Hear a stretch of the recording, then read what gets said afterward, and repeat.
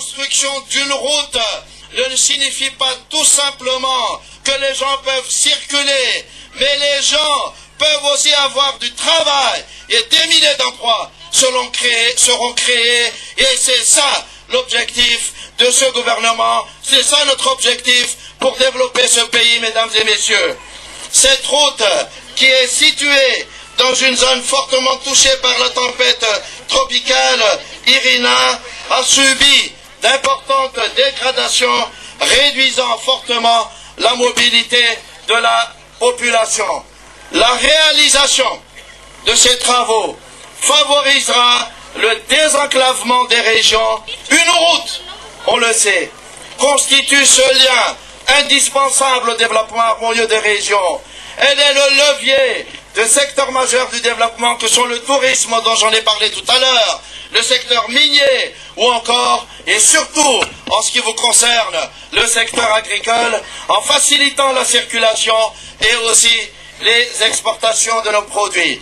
Une croissance économique forte ne peut être effective sans une circulation fluide et permanente des biens et des personnes grâce au développement et au désenclavement des zones de production.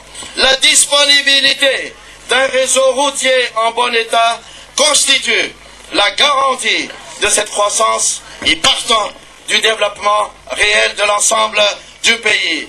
Le programme de mise en place de réhabilitation avec l'Union européenne est très important et j'entends encore ici à remercier l'Union européenne parce que ça répond exactement, ça répond effectivement aux objectifs dont nous sommes engagés. Le lancement des travaux effectués ce jour concerne la RNT 8, mais c'est le premier d'un ensemble de portions de route nationale que nous allons construire ou que nous allons surtout réhabiliter.